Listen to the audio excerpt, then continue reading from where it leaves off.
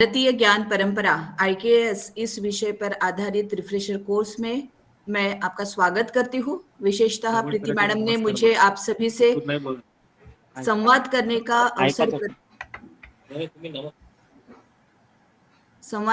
अवसर प्रदान किया। मैं उनको धन्यवाद ज्ञापित करती हूँ और हम सीधा हमारे विषय की ओर मुड़ते हैं।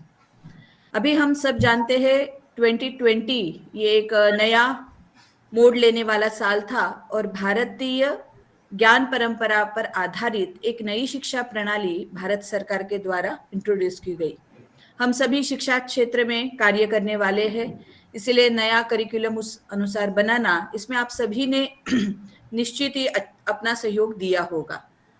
तो भारतीय ज्ञान परंपरा और हमारी राष्ट्रीय शिक्षा नीति, इसके संदर्भ में, इसके परिप्रेक्ष्य में आज का यह व्याख्यान रहेगा। मैं चाहती हूँ आप सभी इसमें सहभाग ले, संवादात्मक, वन वे ये ना रहे, तो बीच बीच में हम थोड़ा डिस्कशन इसमें भी जाएंगे।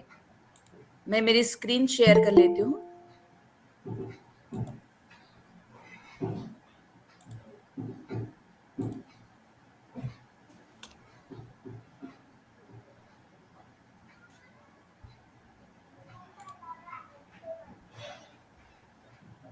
आपको मेरी स्क्रीन दिख रही है? हाँ, यस मैडम, गूगल मीट की स्क्रीन दिख रही है। Yes madam. इसको मिनिमाइज करके मैडम पीपीटी ओपन करना पड़ेगा। हाँ, पीपीटी नहीं आया क्या? नहीं मैडम।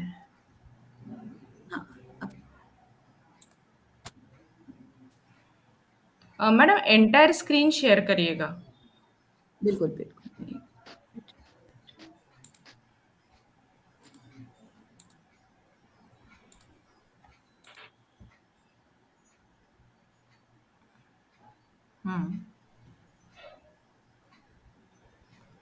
हाँ मॅडम, आता दिसते ना? Yes yes, now it's fine. Yes madam.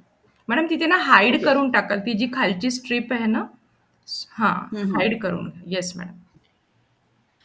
तो भारतीय ज्ञान परंपरा, अभी हम इसे आईकेएस इसी नाम से सभी जान रहे हैं, इंडियन नॉलेज सिस्टम। और आज का हमारा जो परसेप्शन रहेगा वो पर्टिकुलर संस्कृत लिटरेचर रिलेटेड जो भारतीय ज्ञान परंपरा हम कहेंगे, उस पर मैं थोड़ा फोकस करूंगी। तो भारतीय ज्ञान परंपरा और इंडियन नॉलेज सिस्टम, ये दोनों हम पर्यायवाची शब्द करके प्रयुक्त कर रहे हैं, पर इसमें थोड़ा भेद है, इस पे थोड़ा हम विचार करेंगे।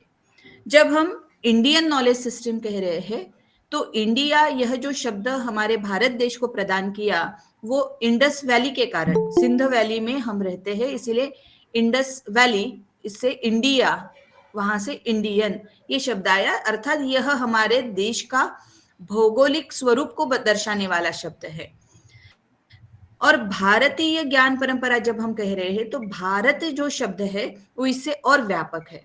अगर हम जानना चाहते हैं तो भारत, अर्थात भा का अर्थ होता है संस्कृत, इसमें ज्ञान, प्रतिभा, ज्ञान, ये सभी भा से इंडिकेट होता है।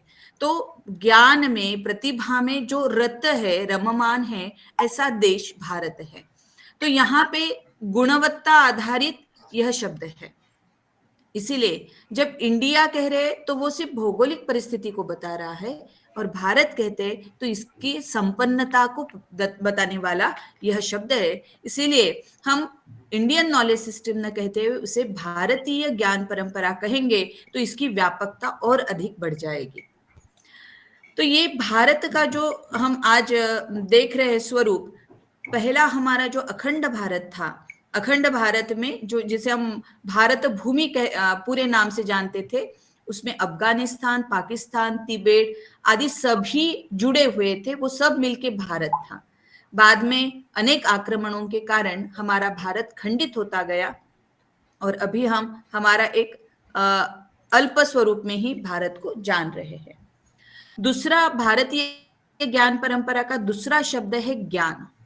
अभी ये जो ज्ञान शब्द है ये हमारे लिए, किसी के लिए नया नहीं, पर इसके स्वरूप को अगर जानना है तो हमें लग रहा है कि हम क्लास में पढ़ा रहे तो ज्ञान दे रहे हैं, स्टूडेंट ज्ञान प्राप्त कर रहे हैं, तो ऐसा नहीं है। हम जो प्राइमरी कलेक्शन करते हैं उसे हम डेटा कहते हैं। डाटा को हम इंफॉर्मेशन में ट्रांसफर करते हैं, हम स्टूडेंट को इंफॉर्मेशन देते हैं, और इंफॉर्मेशन जब अनुभव के स्तर पर आता है तब वो नॉलेज कहा जाता है, और वो उसकी जो परावस्था है उसे हम विजडम कहते हैं। तो ज्ञान की जो प्रक्रिया है वो किस प्रकार होती है, तो यहाँ 4 स्टेटमेंट किए हैं। ज्ञान का निर्माण नहीं किया जा सकता, जैसे हम कोई पॉट बना सकते हैं, वस्त्र बना सकते हैं, कोई कार्य कर सकते हैं, तद्वत ज्ञान को निर्माण नहीं किया जा सकता। न ज्ञान की रचना संभव है, ज्ञान का प्रदान नहीं किया जा सकता। हम एक वस्तु दूसरे को प्रदान करते हैं, वैसे ज्ञान एक से दूसरे को नहीं दे सकते, और ज्ञान प्राप्त नहीं किया जा सकता। इसीलिए ज्ञान का मात्र साक्षात्कार संभव है, और ये साक्षात्कार शब्द काफी मायने रखता है। Knowledge can neither be created, imparted nor gain, only one verb can be associate with knowledge, and that is realisation. जब तक ज्ञान साक्षात्कार नहीं होता, और साक्षात्कार अनुभूति से होता है, अनुभव जन्य है, इसीलिए कोई भी विषय जब तक अनुभव एक्सपीरियंस के लेवल पर नहीं जाता तब तक ज्ञान नहीं होता। ये ज्ञान का स्वरूप है। और तीसरा शब्द है परंपरा। तो भारतीय ज्ञान परंपरा, ये जो परंपरा शब्द है, यहाँ पे मैंने चित्र भी बहती हुई धारा का लिया है, जलधारा का। ये बहना आवश्यक है परंपरा में, इसीलिए भारतीय ज्ञान परंपरा है, ऐसा स्टेटमेंट। यानी हम कंप्लीट टर्म यूज करें भारतीय ज्ञान परंपरा, पर मैं यहाँ कह रही हूँ भारतीय ज्ञान जो है वह परंपरा है। केवल पुरातन की हम चर्चा करते तो उसे परंपरा नहीं कह सकते। परंपरा यह कंटिन्यूअस टेंस है, वह सतत चलती है, निरंतर एक पीढ़ी से दूसरी पीढ़ी के लिए अत्यंत सहजता से दी और ली जाती है। जनरेशन टू जनरेशन हम ये ट्रांसफर कर रहे हैं, उसे परंपरा कहते हैं। वह अनायास वातावरण में संस्कार से अंदर से मुखरित होती है, सहज संस्कारों से चलती है। If you are talking about only past tense, you are not talking about परंपरा। यदि केवल हम सिर्फ भूतकाल की चर्चा करते, उसे कस्टम या ट्रेडिशन कह सकते, वह परंपरा नहीं। परंपरा का नाम सातत्य है, निरंतर चलना चाहिए। अर्थात यहाँ पे जो नॉलेज हमने एक पीढ़ी से दूसरी पीढ़ी की ओर ट्रांसफर किया, फॉर एग्जाम्पल एक साल पहले मोदी जी ने सभी एकेडमिक इंस्टीट्यूट के प्रतिनिधियों को बुला के एक सभा का आयोजन किया था एनईपी के संदर्भ में। तब उनके स्पीच में उन्होंने ये वाक्य डाला था, मौखिक रूप से एक पीढ़ी ने दूसरी पीढ़ी को दिया हुआ जो भी ज्ञान है वो परंपरा में आ जाता है। अभी जैसे हमारे भारत में डिलीवरी रिलेटेड किसी लेडी की डिलीवरी होती है तो पोस्ट डिलीवरी क्या ट्रीटमेंट देनी चाहिए, इस बारे में एक जो भी ट्रेडिशन है, जो भी मान्यताएं है, जैसे हमारे माँ ने उनके माँ से जाना, हमने हमारी माँ से जाना, तो कब उसमें क्या पथ्य होना चाहिए, क्या अपथ्य होना चाहिए, ये कोई डॉक्यूमेंटेड डेटा नहीं है, पर जनरेशन टू जनरेशन उसे फॉलो किया जा रहा है। ये भी भारतीय ज्ञान परंपरा में अंतर्भूत है। हमारी यूनिवर्सिटी रामटेक में स्थित है, यहाँ पे एक 100 साल पुराना कुंभारवाड़ा है, पॉट मेकिंग उनका मेन काम है। ये जो जनरेशन टू जनरेशन वो नॉलेज उनको ट्रांसफर कर रहे हैं, उसमें कहीं वो बीएफए एमएफए करके सीख नहीं रहे हैं, पर उसमें जो कलाएं हैं, उसका जो भी ज्ञान है उन्होंने प्राप्त किया है अपनी पीढ़ी दर पीढ़ी। इसीलिए परंपरा यह कंटिन्यूअस है और यह सातत्य पर आधारित है। तो ये कंप्लीट जो टर्मिनोलॉजी है भारतीय ज्ञान परंपरा, इसका हमने पहले स्वरूप देखा। अब हमारा जो भारत था, हमने बहुत बार सुना कि हमारा भारत बहुत समृद्ध था, सोने का धुआं आता था, सोने की चिड़िया थी, पर सच में हमारी इस जनरेशन को ये एहसास हो रहा है क्या? हाँ, अभी हम विश्व गुरु की तरफ आगे जा रहे हैं वगैरह, पर बीच का काल सच में हमारा भारत समृद्ध था क्या? अगर इस प्रश्न का चिंतन करते हैं तो थोड़ा हमारे भारत का बेस जिस विचारधारा पर निर्भर है वो पहले देखेंगे। काफी लोगों का कहना है कि नहीं, भारत में असमानता थी, जेंडर इक्वलिटी नहीं थी, और कुछ कुछ हम बोलते हैं, पर हमारे यहाँ पे प्रसिद्ध एक शांति मंत्र भारत में सभी इसमें हमें प्राप्त होता है, उपनिषदों में इसका स्थान है। वो क्या है? ओम सर्वे भवन्तु सुखिनः, सर्वे सन्तु निरामयाः, सर्वे भद्राणि पश्यन्तु, माँ कश्चित् दुःख भाग् भवेत्। ओम शांति ही शांति ही शांति ही, बहुत बार आप लोगों ने सुना होगा। तो यहाँ पे जिसकी शांति के लिए प्रार्थना की है, जिसके मंगल की प्रार्थना की है, वो सब्जेक्ट कौन है? सर्वे। और जब सर्व कह रहे, ऑल, अब यहाँ पे कोई लेडी या जेंट्स ऐसा मैटर नहीं, कोई वर्ण का ये नहीं, कोई आश्रम का नहीं, कोई श्रीमंत कोई गरीब, ऐसा भी नहीं। सर्वे, सब चराचर सृष्टि आ गई। सर्वे सुखिनः भवन्तु, वो बोल रहे सभी जो है वो सुख में रहे। सर्वे संतु निरामयाः, कोई भी व्याधि ग्रस्त ना रहे, एक निरोगी जीवन व्यतीत करे। सर्वे भद्राणि पश्यन्तु, भद्र का अर्थ है मंगल, शुचि, शुद्ध, जो जो अच्छा है वो सब वो देखे, सुने, महसूस करे। माँ कश्चित दुख भाग भवेत, किसी भी के भी भाग्य में दुख का अंश ना आए। ऐसी प्रार्थना जिस भूमि पे की जाती है, वसुदैव कुटुंबकम, यह विचारधारा पर आधारित हमारी यह भारतीय संस्कृति थी। तो यहाँ पे अगर देखेंगे, सुख शब्द हमारे मानसिक, मेंटल हेल्थ से रिलेटेड है, निरामयता हमारी फिजिकल हेल्थ से, और भद्र यानी मॉरल, नैतिक। तो फिजिकल, मॉरल और मेंटल सभी दृष्टि से मंगल की कामना सबके लिए करने वाला यह भारत देश था। और इसकी संस्कृति उदात्त थी, इसीलिए अनेक परकीय आक्रमण हुए, फिर भी हमारी जो सांस्कृतिक धरोहर है, ज्ञान की परंपरा है, वो अबाधित रही, क्योंकि इसकी जड़ें इस प्रकार से पूर्ण कल्याण के लिए जुड़ी हुई थी। तो ये समृद्ध भारत कैसा था अगर हम देखेंगे, तो प्राचीन काल की जो शिक्षा प्रणाली थी, हमारी एजुकेशन सिस्टम थी, वो ज्ञान, परंपरा और प्रथाएं जितनी थी वो मानवता को प्रोत्साहित करती थी, ह्यूमैनिटी बेस्ड वो थी। आज हम देख रहे हैं हमारे जनरेशन टू जनरेशन संवेदना कम होती जा रही है, जो कनेक्शंस थे रिलेशन में वो टूट रहे हैं। तो हम जो एजुकेशन ले रहे हैं उसमें हमारा ब्रेन डेवलप हो रहा है और हम यंत्रवत चल रहे हैं, क्योंकि संवेदना ही हमारे जीवंत होने का लक्षण है। तो हमारी प्राचीन शिक्षा प्रणाली मानवता को प्रोत्साहित करने वाली थी। भारत के तक्षशिला, नालंदा, विक्रमशिला, बल्लभी, उज्जयी, काशी आदि विश्व प्रसिद्ध शिक्षा एवं शोध के प्रमुख केंद्र थे, रिसर्च सेंटर्स थे, और यहाँ कई देशों के शिक्षार्थी ज्ञानार्जन के लिए आते थे। तो रिसर्च के लिए भारत में प्राचीन काल में बाहर से लोग आ रहे थे, ये भी हमें प्राप्त होता है, क्योंकि उन्होंने उनके जो भी डॉक्यूमेंट्स लिख के रखे उसमें इसका हमें एविडेंस मिलते हैं। नालंदा यहाँ पे मैंने बोल्ड किया है। तो हम सब जानते हैं कि एक विश्व प्रसिद्ध शिक्षा संस्था थी और जिसको बख्तियार खिलजी ने जलाया था। अचानक उसने नालंदा को जलाया, इसका क्या कारण हो सकता है? तो उसके बारे में एक किंवदंती इस प्रकार भी है कि जब खिलजी यहाँ पर आया और नालंदा के समीप जब था, तब उसका स्वास्थ्य अत्यंत खराब हो गया। उसके साथ आए हुए हकीमों ने काफी प्रयास किया पर कोई उपकार नहीं हो पा रहा था। तब उस ये जो मंत्री थे बुजुर्ग, उन्होंने कहा कि नालंदा में आयुर्वेद डिपार्टमेंट में एक प्रोफेसर है राहुल भद्राचार्य, अगर हम उनसे परामर्श करेंगे तो आपके स्वास्थ्य में सुधार आएगा। राहुल भद्राचार्य को बुलाया गया। तब आते ही खिलजी ने कहा कि मैं तुम्हारा मंत्र तंत्र का जाप नहीं करूंगा, मैं तुम्हारी कोई भी जड़ी बूटी नहीं खाऊंगा, उसके उपरांत भी तुम्हें मुझे ठीक करना होगा। राहुल भद्राचार्य ने कहा मुझे थोड़ा समय दीजिए, और वो वापस आए और उन्होंने कहा कि आप कुरान पढ़ेंगे क्या? तो उन्होंने कहा हाँ, मैं कुरान पढ़ सकता हूँ। तो उन्होंने कुरान की एक प्रत उनके हाथ में दी और बताया इस पृष्ठ से लेकर इस पृष्ठ तक का रोज आप पाठ कीजिए।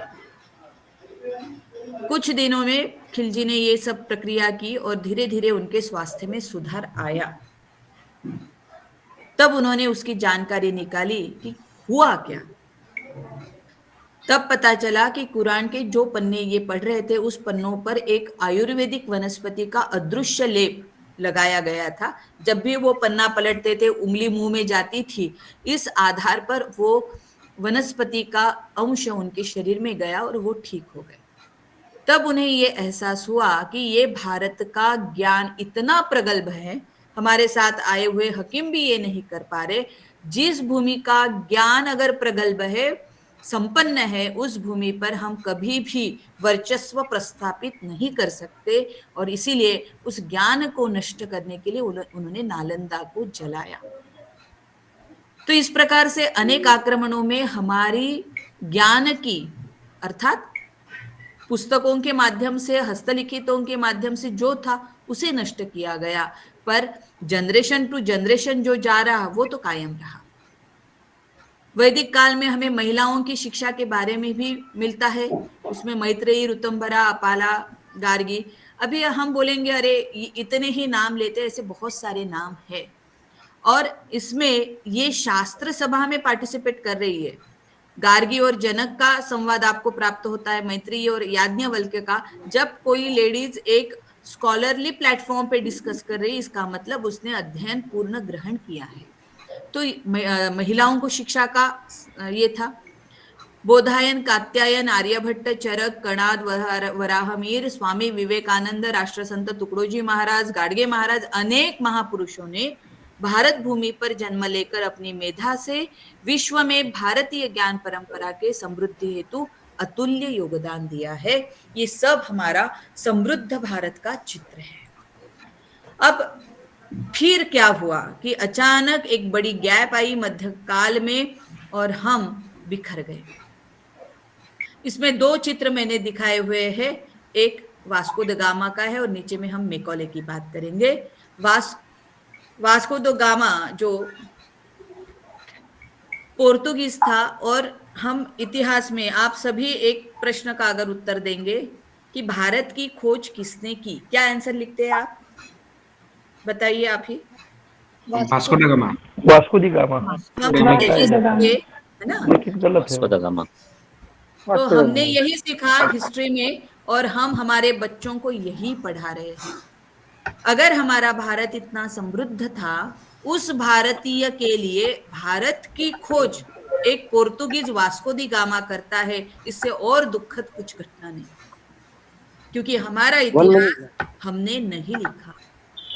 हमारा इतिहास लिखा गया यूरोपियन दृष्टिकोणों ने, हमारा जो शैक्षिक परिवर्तन किया, और तब उन्होंने उनके दृष्टि से यूरोपियन के लिए एक सस्ता जलमार्ग ढूंढने का काम वास्को दी गामा ने किया। तो यूरोपियन के लिए भारत की खोज वास्को दी गामा ने की, इसमें कोई गलत नहीं। पर एक भारतीय के लिए भी भारत की खोज अगर पोर्तुगीज करवाता है, और कुछ दुखदायक नहीं। और इतने साल, आफ्टर 78 ईयर्स हो गए ना हमारे, 15 अगस्त मनाते मनाते 78 साल हो गए, ब्रिटिश चले गए। उसके बाद भी हम हमारे स्कूलों में यही पढ़ाते गए, भारत की खोज वास्को दी गामा ने की। यहाँ पे चिंतन करने की आवश्यकता महसूस हुई, और फिर नई एक एनईपी हमें इंट्रोड्यूस हुई। तो एक सामान्य, जिसे कहेंगे बिजनेसमैन, अपने बिजनेस के लिए क्वालिटी रॉ मटेरियल ग्रीक कहाँ से लाता है ये ढूंढने के लिए भारत को खोज के निकालता है जलमार्गम से, पर हम वही सिखा रहे हैं। अब ये वास्को दी गामा ने तो अपना एक 78 साल बाद भी उसका एक सिक्का हमारे पास छोड़ गया, और उसमें और एक बड़ा कंट्रीब्यूशन है, वो है लॉर्ड मैकॉले का, जिसकी शिक्षा प्रणाली में हम सब पढ़े हैं। ये लॉर्ड मैकॉले जिन्होंने 2 फरवरी 1835 में ब्रिटिश पार्लियामेंट में जो स्टेटमेंट दिया है, वो आप देखिए। वो लिख रहे हैं, I have travelled across the length and breadth of India and I have not seen one person who is beggar who is a thief. मैंने पूरे भारत का भ्रमण किया, पर मुझे एक भी व्यक्ति भिखारी या चोर नजर नहीं आया।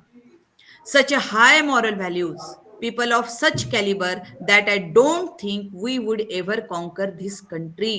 इतनी गुणवत्ता युक्त मनुष्य यहाँ पर निवास कर रहे हैं, इतनी नैतिकता इस देश में भरी हुई है, मुझे नहीं लगता कि कभी भी हम इस देश पर वर्चस्व प्रस्थापित कर सकेंगे, अनलेस, कंडीशन है, Unless we break the very backbone of this nation, which is her spiritual and cultural heritage.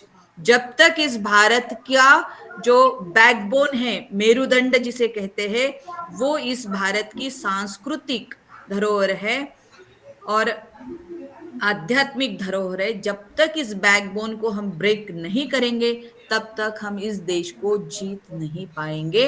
And therefore I propose, और इसीलिए मैं ब्रिटिश पार्लियामेंट में प्रस्तावित करता हूं कि that we replace her old and ancient education system, her culture. मैं प्रस्तावित करता हूं कि इस भारत की जो प्राचीन शिक्षा नीति है उसे पहले बदलना होगा, इसकी सांस्कृतिकता को बदलना होगा. For if the Indian think that all that is foreign and English is good and greater than their own, हर भारतीय ये सोचने पे मजबूर हो जाए कि जो भी अच्छा है वह वैदेशिक है और अंग्रेजी ही सब कुछ है, ये सोचने पे उसे मजबूर करना होगा. एंड इससे क्या होगा? They will lose their self esteem, there native culture. वो अपने स्वाभिमान को खो देंगे, अपनी धरोहर को, जो मूल धरोहर है उसे खो देंगे. And they will become what we want them, a truly dominated nation. वो वही बनेंगे जो हम उन्हें बनाना चाहते, पूर्ण दास्य युक्त देश. 1835 को मैकॉले ने भारत का जो समीक्षण किया और ब्रिटिश पार्लियामेंट में रखा, उसके बाद हमारी शिक्षा प्रणाली में आमूलाग्र बदल हुआ और फिर क्लरिकल माइंड वाला एक एजुकेशन सिस्टम इन्होंने दिया, क्योंकि उनको अंग्रेजी बोलने वाले लोगों की आवश्यकता थी, अंग्रेजी समझने वाले लोगों की आवश्यकता थी. कम लोगों में यहाँ पे राज्य उनको प्रस्थापित करना था. अपने यहाँ के लोगों को ही वैसा ट्रेनिंग देके स्वाभिमान हीन करते हुए इन्होंने यह भारतीय शिक्षा नीति तब से चलाई और इंडिपेंडेंस के 78 साल बाद भी हम अंध अनुकरण करते हुए उसी को फॉलो कर रहे. ये मैकॉले का कंट्रीब्यूशन. अनेक परकीय आक्रमणों के बाद भी हम बने रहे, फिर खंडित हुआ भारत, और आज हम ये जो मैप देखते ये हमारा भारत है. तो ये इस पूरे लेक्चर की पार्श्वभूमि मुझे आपसे शेयर करनी थी. अभी हम जाएंगे जिसे हम IKS भारतीय ज्ञान परंपरा करते हैं. तो इसमें क्या आ सकता है? देखिए, IKS का लिटररी और नॉन लिटररी, जो साहित्य अवेलेबल है और जिसके साहित्य अवेलेबल है, ऐसे दो कैटेगरी करेंगे. लिटररी में सनातन धर्म, सनातन यानी प्राचीन जो हमारा धर्म है, अदर धार्मिक ट्रेडिशन, और रीजनल जिसे हम कहेंगे. सनातन धर्म में कोर एंड अदर में कोर में हमारी विद्यास्थान, work of several religious leaders and philosopher, ये सब आ जाता है. और अदर में basic and applied science, engineering, technology, architecture, aesthetic, public administration, code of living etcetera, ये सब अदर में आता है. अदर धार्मिक ट्रेडिशन में बुद्धिज्म, जैनिज्म, सिखिज्म, ये सब आएगा. रीजनल में wealth of religious and other literature in all major Indian language. जितनी भारतीय भाषा है उतनी भारतीय भाषाओं में वहां के संत महापुरुषों ने, विद्वानों ने लिखा हुआ साहित्य आएगा. नॉन लिटरेरी में ओरल ट्रेडिशन से जिसका जतन किया, फिर आर्ट फॉर्म्स हो, health, food and life practices, हमारे जो लोक नृत्य, लोक कलाएं हैं, ये सब का अंतर्भाव होता है. इन सभी को हम भारतीय ज्ञान परंपरा कहते हैं. ओरल ट्रेडिशन का जो मैंने अभी आपको बताया कि एक पीढ़ी ने दूसरी पीढ़ी को बताया हुआ ज्ञान. हमारी प्राचीन जो पद्धति थी, संस्कृति थी, उसके 4 मूलभूत स्तंभ थे जिसे हम पुरुषार्थ कहते हैं: धर्म, अर्थ, काम, मोक्ष. अब लोग बोलेंगे, देखिए पुरुषार्थ आप बोलते हो तो ये मेल डोमिनेटेड सिस्टम हो गई. जो संस्कृत नहीं जानता उसके लिए पुरुष शब्द सिर्फ मेल को इंडिकेट करता है, फीमेल को नहीं. पर संस्कृत में अगर पुरुष शब्द का अर्थ देखते हैं, पुरी शेते इति पुरुषः.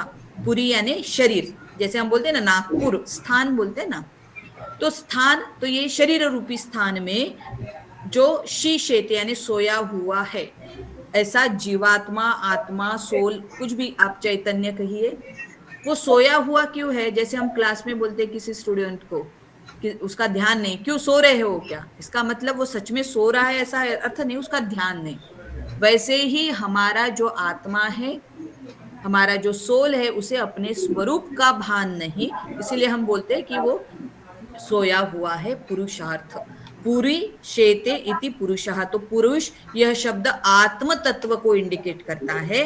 आत्म तत्व प्रधान हमारी संस्कृति है, न कि मेल डोमिनेटेड। पुरुषार्थ इसे हम कहते हैं, तो मेल और फीमेल दोनों के लिए ये लागू है। तो धर्म, धर्म का अर्थ यहाँ पे रिलीजन ऐसा ट्रांसलेशन कभी नहीं होता, धर्म का धर्म ही ट्रांसलेशन करते। धारणा धर्म, हमने जो धारण किया हुआ भूमिका है वही हमारा धर्म या कर्तव्य है। अगर हमारी भूमिका अध्यापक की है, हमने अध्यापक का रूप धारण किया है, तो अध्ययन करना हमारा धर्म है।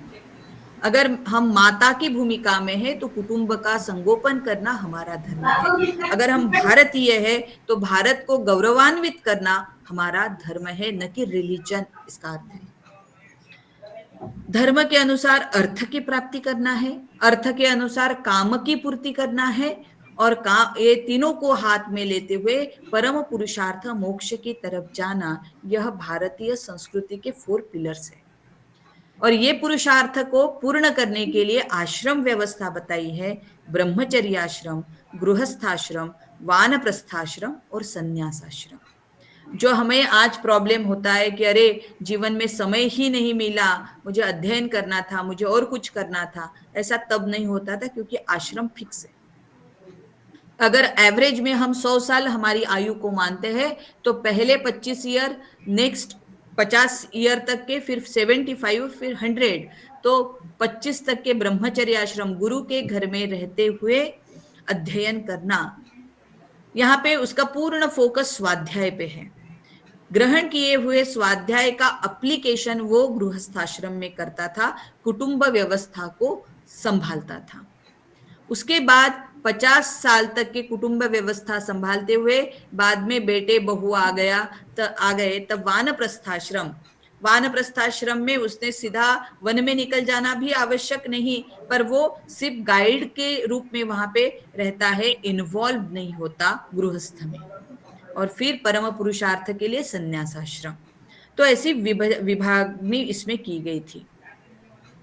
यहाँ पे जो हम दीक्षांत समारंभ करते, कॉन्वोकेशन सेरेमनी में भी जो आचार्य मंत्र पढ़ते हैं, चांसलर पढ़ते हैं ना, हमें दीक्षा मंत्र देते हैं, मातृदेवो भव, पितृदेवो भव, आचार्य देवो भव। उसमें एक वो वाक्य बोलते हैं, स्वाध्यायात् मा प्रमदितव्यः वगैरह बताया, प्रजातंतुम मां व्यवच्छेदसी। वो उनके छात्र को बताते हैं अभी तुम्हारा अध्ययन पूर्ण हो गया, अभी तुम्हें कुटुंब में जाना है, गृहस्थाश्रम का स्वीकार करना है। और प्रजातंतु यानी नेक्स्ट जनरेशन को ब्रेक मत करो, तुम्हें नए अपत्य निर्माण करने हैं, कुटुंब व्यवस्था चलानी है। ये उपदेश में भी कॉन्वोकेशन सेरेमनी में आज भी हम देते हैं। यह तैत्तरीय उपनिषद का मंत्र है जो दीक्षा मंत्र कहा जाता है। तो गृहस्थाश्रम में जाना कंपलसरी है। आज की हमारी यह जो प्राचीन भारतीय संस्कृति थी उसमें हमारे लाइफ स्पैन को लेके डिवीजन किया हुआ दिख रहा है, पर आज की स्थिति ऐसी है कि 30-40 तक के ही भी हमारे बच्चे, हमारी जनरेशन शादी के लिए तैयार नहीं होते। हमने कंप्लीट फॉरेन कल्चर एडॉप्ट कर लिया है, इसीलिए करियर ओरिएंटेड होना है, सेटल होना है। ऐसे में 35-40 तक के शादी का विचार नहीं, और उसमें भी अभी लिव इन के लिए परमिशन आ गई है, तो हमारा गृहस्थाश्रम का पूर्ण ब्रेक कर लिया है हमने उसे। कुटुंब व्यवस्था नष्ट होने लगी, और ऊपर से बहुत सारे सीरियल्स में भी हमारे भारतीय कल्चर का स्वरूप कैसे दिखाते। देखिए आजकल के जो भी सीरियल्स है आप लोग अगर देख रहे होंगे तो एकता कपूर जैसे महान लोग हमारी भारतीय संस्कृति में सास को हो, बहू को हो, ननंद को विलन के रूप में प्रेजेंट करना, माता भी वही देखती है, उसके साथ बच्चे भी वही देखते हैं, और उन पर यही हैमरिंग होती है कि मेरे जीवन के विलन यानी यही लोग हैं, जबकि ऐसा नहीं था। तो प्राचीन परंपरा हमें सभी बड़ों का सम्मान करने के लिए प्रवृत्त करती थी, जबकि आज की स्थिति ये नहीं है। आप अगर मेरे से साथ सहमत हो तो इस प्रकार से एक आश्रम व्यवस्था हमारे भारतीय संस्कृति की नींव थी।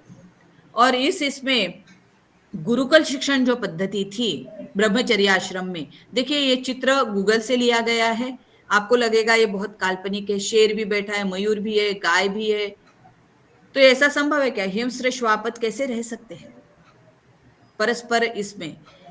तो ये काल्पनिक नहीं, तत्कालीन ये स्थिति रहती थी। जैसे आचार्य का जो स्वभाव है उसका परिणाम उसके परिवेश पर होता है। हिंस्र श्वापद भी सात्विक होकर वहां पे निवास कर सकते हैं। तो यहाँ की जो गुरुकुल सिस्टम, आज हम बोलते हैं ना फ्री एजुकेशन, स्कॉलरशिप, ये सभी कॉन्सेप्ट तब भी थे। राजा ने पूर्ण रूप से गुरुकुल का दायित्व लेना है, वहां पे जो भी आर्थिक व्यवस्था है राजा ने करनी है, वहां की सुरक्षा व्यवस्था भी राजा ने करनी है। नो सैलरी, यहाँ पे अध्यापक सैलरी नहीं लेते थे, और छात्रों को अच्छी प्रकार से शिक्षा देना और छात्र अपने चॉइस से अपना कर्म सिलेक्ट करना उस पर डिपेंड था। तो एक अच्छी एजुकेशन सिस्टम तब थी।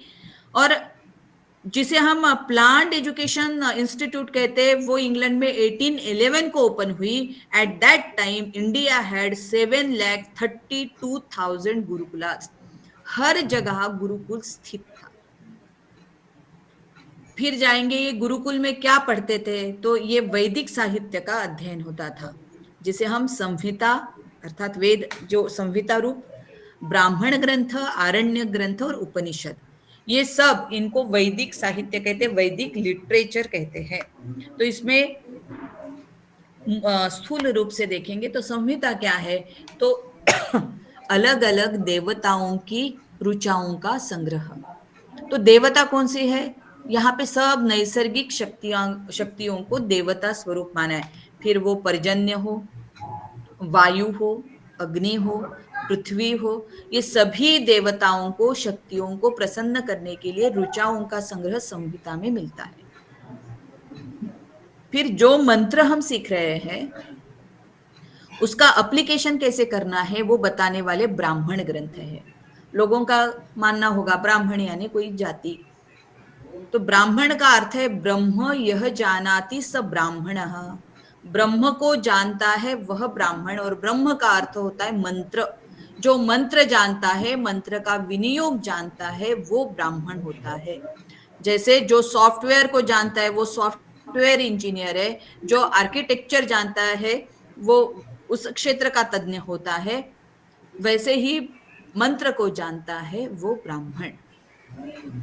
तो ब्राह्मण ग्रंथ में ऋचाओं का विनियोग कैसा करना है, मंत्रों का विनियोग कैसा करना है वो लिखा है। फिर आते हैं आरण्य ग्रंथ, तो उस विनियोग के पीछे क्या लॉजिक है वो बताने वाले आरण्य ग्रंथ, और उसका पूर्ण ज्ञान अंश बताने वाले उपनिषद। ऐसा यह वैदिक वाङ्मय है। तो जितने 4 वेद है यहाँ पे देखिए आप, यजुर्वेद, उसके ब्राह्मण ग्रंथ कौन से, आरण्य ग्रंथ कौन से, उपनिषद, सामवेद के कौन से, अथर्ववेद के कौन से, ऋग्वेद के, ये एक ट्री डायग्राम उनकी देख सकते हैं। फिर वेदों को समझने के लिए आपको सॉफ्टवेयर हैंडल करने के लिए सॉफ्टवेयर का नॉलेज होना चाहिए। तो वेद को समझने के लिए वेदांग जानना जरूरी है, न कि ट्रांसलेशन। तो वेदांग क्या है? तो शिक्षा, कल्प, निरुक्त, व्याकरण, ज्योतिष और छंद। ये साइंस है develop by great Maharshi of Bharat for understanding interpretation of Vedas. किस शब्द का क्या अर्थ हो सकता है वो इंटरप्रिटेशन प्रॉपर इससे समझना है, तो हमें ये वेदांग जानना जरूरी है। ये 6 है। उपनिषद हमारे वैदिक वाङ्मय का सबसे लास्ट पार्ट आता है, इसीलिए इसे वेद का अंत, वेदांत भी कहा जाता है। उपनिषद ऐसा उसमें शब्द है कि अपने गुरु के समीप, ऑफलाइन ना, ऑनलाइन नहीं, अपने गुरु के समीप एकाग्र पद्धति से बैठते हुए ग्रहण किया हुआ ज्ञान, और ये सब डायलॉग फॉर्म में है, अर्थात संवादात्मक ही है। उपनिषदों के बाद जिनका विस्तार हुआ वह है भारतीय दर्शन, भारतीय तत्वज्ञान। तो मेरा एक लेक्चर सिर्फ भारतीय तत्वज्ञान पर होगा, तो इस पे हम अभी चर्चा कम करेंगे। पर शंकराचार्य, महर्षि गौतम, कणाद, गौतम बुद्ध, महावीर, ये बड़े बड़े हमारे भारतीय दार्शनिक हो चुके और जिन्होंने अपने ज्ञान को सूत्र रूप में, भाष्य रूप में प्रदान किया है। यह सब भारतीय दर्शन, इसे हम थोड़ा छोड़ देंगे। फिर आते हैं हमारे आर्ष महाकाव्य, रामायण और महाभारत। हमारे दूरदर्शन ने रामायण और महाभारत को घर घर में पहुंचाया, बहुत ही अच्छा काम है। वाल्मीकि ने लिखा हुआ रामायण और व्यास महर्षि का महाभारत, इसे हम अंग्रेजी में माइथोलॉजी कहते, बराबर है ना। महाकाव्य या आर्ष महाकाव्य शब्द आपने नहीं सुना होगा, हम इसे माइथोलॉजी कहते हैं। और माइथोलॉजी ये शब्द जो है अमिथ यानी मिथ्या, काल्पनिक, भ्रम, ऐसा कहा जाता है। लॉजिकली जो काल्पनिक भ्रम है, काल्पनिक जो तार्किक विवेचन है, उसे ये नाम प्रदान किया, जबकि ये हमारा सत्य घटित इतिहास है। इसीलिए माइथोलॉजी शब्द से हम इसे कभी भी नहीं संबोधित करेंगे। ये हमारा इतिहास है, हमारी भारतीय परंपरा को दिखाने वाला यथार्थ घटना है। रामायण में आदर्श चरित्रों का वर्णन है। राम यानी पुत्र कैसा होना चाहिए, पति कैसा होना चाहिए, पिता कैसा, माता कैसी होनी चाहिए, ये सभी आदर्शभूत हमें रामायण में मिलते।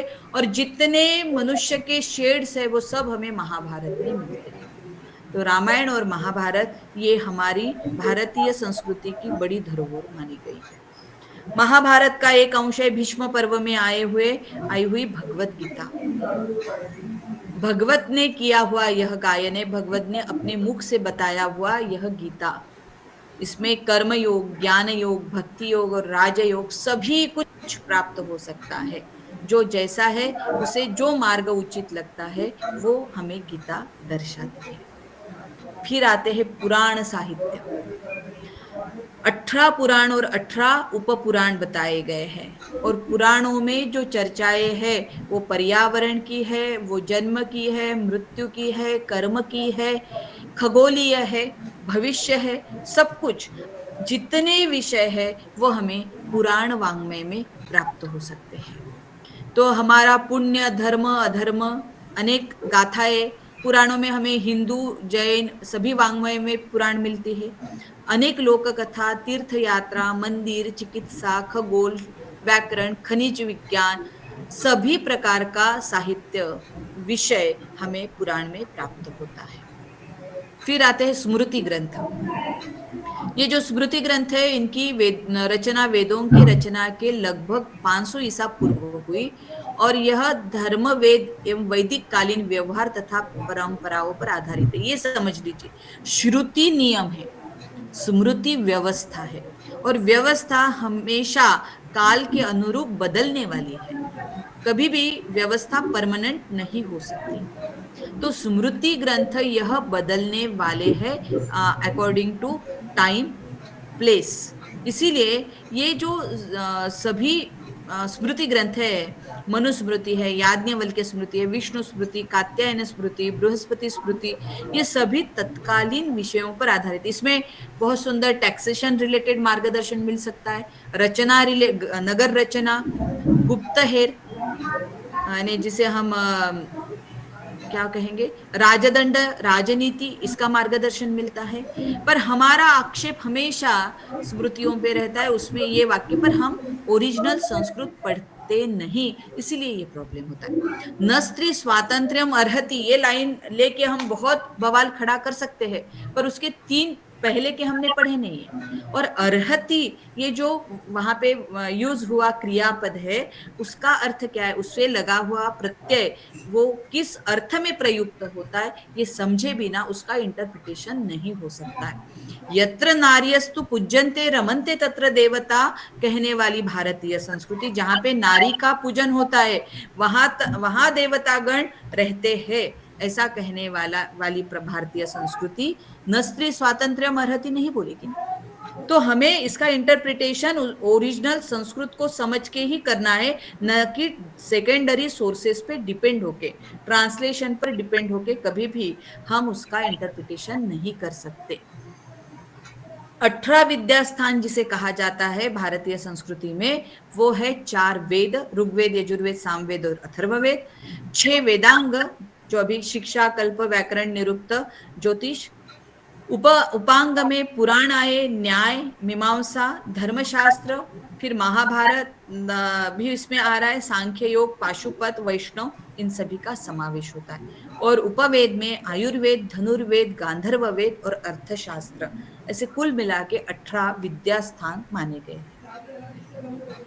फिर आते हैं उपवेद।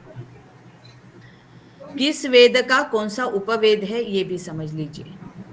ऋग्वेद का उपवेद आयुर्वेद है, यजुर्वेद का उपवेद धनुर्वेद है, सामवेद का गंधर्व वेद और अथर्ववेद का स्थापत्य वेद। इस प्रकार से उपवेदों का स्थान है। फिर 64 कला, तो 60 जो कलाएं थी, विज्ञान भी था, ज्ञान भी था और कला को भी अलग स्थान था। तो 64 कला जो कहते, देखिए, मन पर संयम, पूर्ण स्वास्थ्य, सच्ची प्रसन्नता, इसके लिए जीने की कला जानना जरूरी है। सिर्फ जीना नहीं, जीने की कला जानना जरूरी है। भोग मात्र को जीवन का लक्ष्य मानने वाले यह कला नहीं सीख सकते। जीवन जीने की कला का सीधा संबंध अपने अंदर एवं समाज में सद्वृत्तियों के संवर्धन और दुष्प्रवृत्तियों के उन्मूलन से होता है।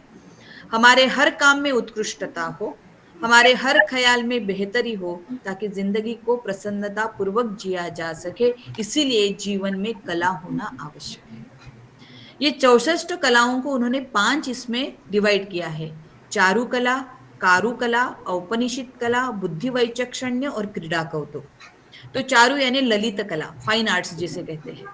इसमें नृत्य, गीत, वाद्य, चित्रकला, प्रसाधन आदि कलाएं चारु अर्थात ललित कला के अंतर्गत आती है। कारू यानी अप्लाइड, उपयोगी, जिसमें नाना प्रकार के व्यंजन बनाने की कला, कढ़ाई, बुनाई, सिलाई, कुर्सी, चटाई आदि बुनने की कलाएं, ये सब कारू एप्लीकेशन पार्ट में आएगा। औपनिषदिक कला जो है उसमें वशीकरण, मारण, मंत्र, तंत्र प्रयोग, इनका परिगणन किया जाता है। बुद्धि वैचक्षण्य ने ब्रेन डेवलप करने वाली, फिर पहेली बुझाना, अंताक्षरी, समस्या पूर्ति, क्लिष्ट काव्य रचना, शास्त्र ज्ञान, भाषा ज्ञान, वाक्पटुता, ये सब बुद्धि वैचक्षण्य। और क्रीड़ा कौतुक में द्यूत क्रीड़ा, शतरंज, व्यायाम, नाट्य कला, जल क्रीड़ा, ये सभी इसमें आते हैं। तो ये 64 कलाओं का भी विवेचन हमारे संस्कृति में है। अब शास्त्र कौन से थे तत्कालीन? तो देखिए, फिलोसॉफी, आर्किटेक्चर, ग्रामर, मैथमेटिक्स, ज्योतिष शास्त्र जिसे हम कहेंगे, सोशियोलॉजी, इकोनॉमी, ये सब, geography, military science, weaponry, agriculture, mining, trade and commerce, ये सब है। मेडिसिन, पोएटिक्स, बायोलॉजी, इतने शास्त्रों का हमें उल्लेख मिलता है, ग्रंथों में इसका विवेचन प्राप्त होता है।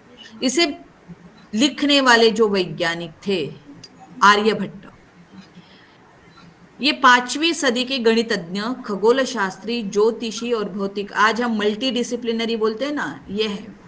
गणित, खगोल, ज्योतिष और फिजिक्स सभी के ज्ञाता थे आर्यभट्ट। 23 वर्ष की उम्र में इन्होंने आर्यभट्ट की रचना की और उस समय का यह गणित का सार है। सबसे पहली बार उन्होंने पाई का मान निकाला है। शून्य, उन्होंने ये बताया है, शून्य केवल अवधारणा नहीं, शून्य केवल अंक नहीं, बल्कि एक प्रतीक की अवधारणा है। वास्तव में शून्य के आविष्कार ने आर्यभट्ट को पृथ्वी और चंद्रमा के बीच की सटीक दूरी पता लगाने में सक्षम बनाया और शून्य की खोज से नकारात्मक अंकों के नए आयाम सामने आए। इनके अलावा आर्यभट्ट ने विज्ञान के क्षेत्र में खासतौर पर खगोल शास्त्र में बड़ा योगदान दिया। इनको खगोल शास्त्र के पिता के तौर पे जाना जाता है। और उन्होंने ये जो हमारा ट्रेडिशनल मत था हमारा ग्रह पृथ्वी अचल यानी अगतिमान है, पृथ्वी स्थिर है, ऐसा पहला जो मत था उसे खारिज किया और उन्होंने अपने सिद्धांत में कहा पृथ्वी गोल है और अपनी धुरी पर परिक्रमा करती है। चंद्र और सूर्य ग्रहण की भी व्याख्या की। आज आप जो कैलेंडर देखते हैं उसमें जो भी लिखा है उसका आधार हमारा पंचांग रहता है और वो पंचांग आपको अगले 10 साल 20 साल में कब कौन सा सूर्य ग्रहण आएगा इसका भी विवेचन करता है, कितने बजे भारत में और कितने बजे बाहर, ये आपको आपकी मीडिया बताने से पहले पंचांग में ये सब कुछ लिखा है। इतना एक्यूरेट कैलकुलेशन हमारे पास अवेलेबल है। फिर है महावीराचार्य, ये जैन महर्षि थे 50 बीसी 200 बीसी और इन्होंने महावीराचार्य ने गुलबर्गा के वो रहने वाले थे और उन्होंने नकारात्मक अंक जो है उसका वर्गमूल नहीं होता ये एस्टैब्लिश किया, गणित सार संग्रह की रचना की और एलसीएम निकालने का तरीका बताया। जब हम जानते हैं जॉन नेपियर ने एलसीएम का हल करने का तरीका बताया, लेकिन भारतीय ने इससे पहले ये बताया है। वराह मिहिर जो थे इन्होंने जल विज्ञान, भू विज्ञान, गणित, पारिस्थितिकी के क्षेत्र में महान योगदान दिया। बृहत संहिता में इन्होंने भूकंप बादल सिद्धांत दिया है।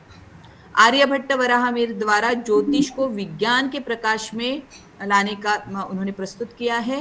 विक्रमादित्य के दरबार के 9 रत्न में से वराहमिहिर एक महत्वपूर्ण रत्न थे और उनको ये विक्रमादित्य ने दी हुई उपाधि है वराह। वराह यानी वर अह, इसका अर्थ वर यानी श्रेष्ठ, अह यानी दीन। हमें सुअर इतना ही पता है वराह का अर्थ, पर वो नहीं है।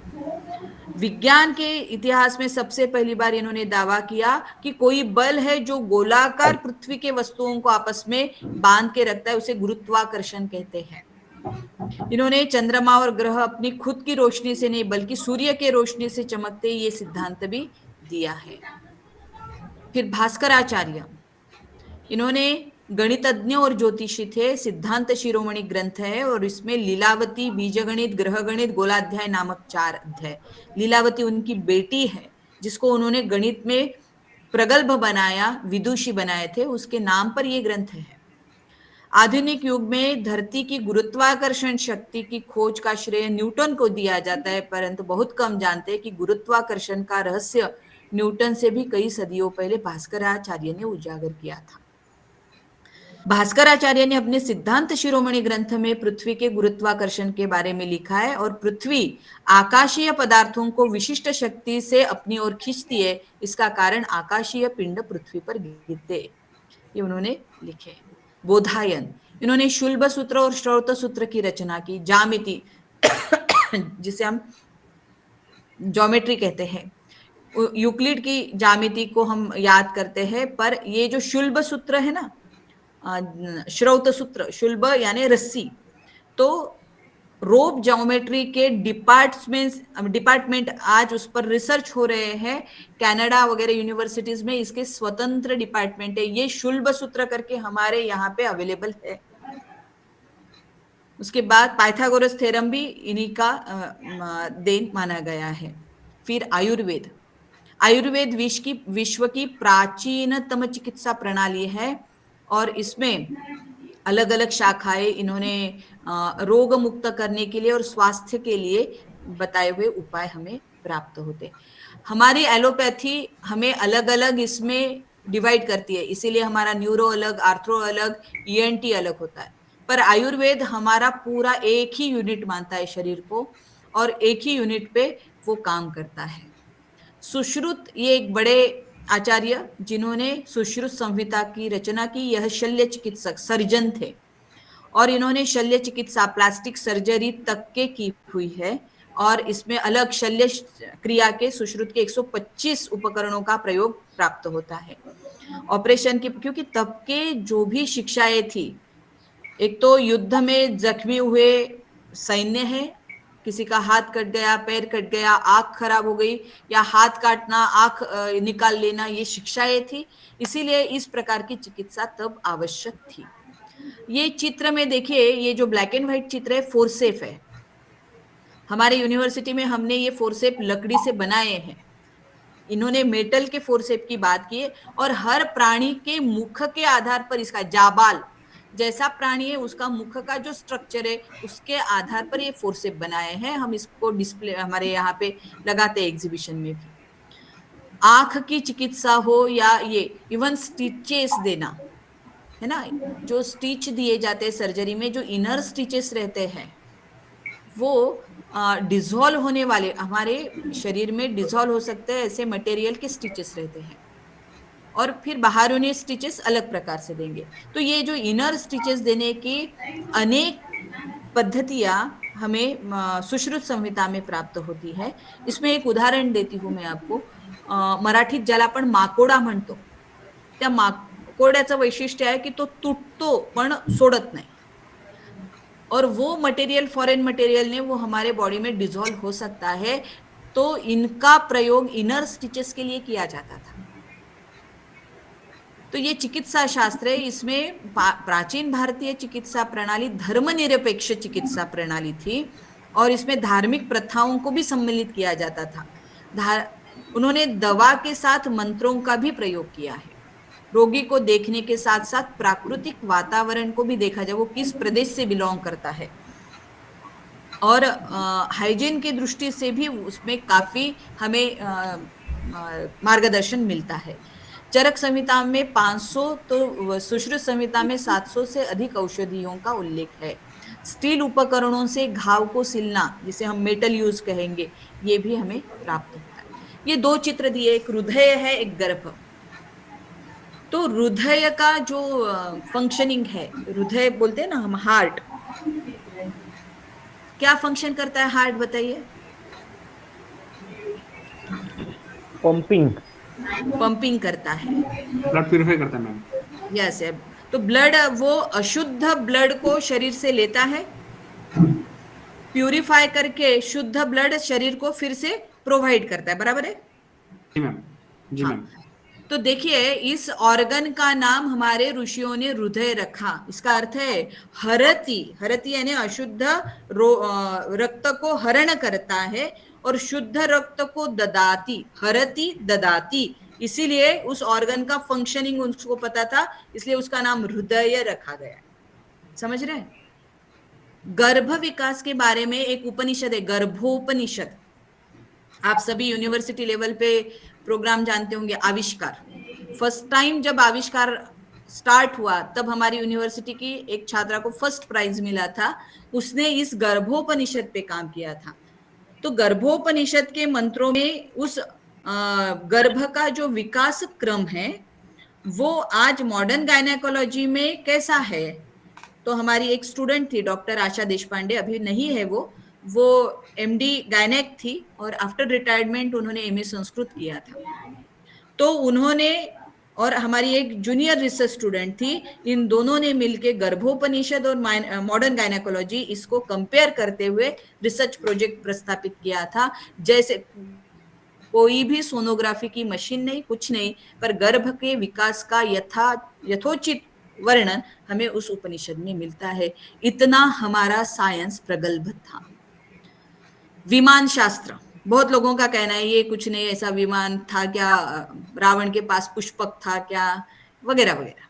पर आपको एक उदाहरण के रूप में मैं बताती हूँ। ये भारद्वाज का विमान शास्त्र, ये सब डायग्राम्स वगैरह उनके इसमें हमें मिलती है। फिर वैमानिक अर्थात पायलट के क्या एथिक्स होने चाहिए वगैरह वगैरह वर्णन है। ठीक है, तो विमान शास्त्र में रामटेक में कालिदास ने मेघदूत की रचना की, ऐसा मत है। कुछ किसी के आक्षेप भी होंगे, पर रामटेक से उसने जो मेघ को भेजा है उज्जैनी, अर्थात आप लोग अगर संस्कृत वांग्मय को जानते होंगे तो कालिदास यहाँ पे प्रभावती गुप्ता को मदद करने के लिए उसके पिताजी ने भेजे हुए कुछ मंत्रीगण थे, उसमें एक साल के लिए कालिदास रामटेक भेजा गया। यहाँ पे नगरधन में वाकाटक वंशियों का किला वगैरह आप देख सकते हैं। तो पत्नी का विरह होने के कारण उसने पत्नी को, तब तो मोबाइल वगैरह नहीं, उसने अपनी वियोग अवस्था, विरह अवस्था में मैं कितना दुखी हूं, ये मैसेज किसके हाथ वो भेज रहा है? मेघ के हाथ, क्लाउड जिसे कहते हैं। तो मेघ दूतम, उसका दूत कौन है? मैसेंजर कौन है? मेघ है। और मेघ कैसे चलेगा? ऊपर से, अर्थात आकाश मार्ग से वो उज्जैन जाएगा। तो अभी एक मेघ उज्जैन की ओर, रामटेक से उज्जैन की ओर रास्ता क्रॉस करते समय उसे नीचे क्या क्या दिखेगा, वो सब वर्णन कालिदास ने किया है।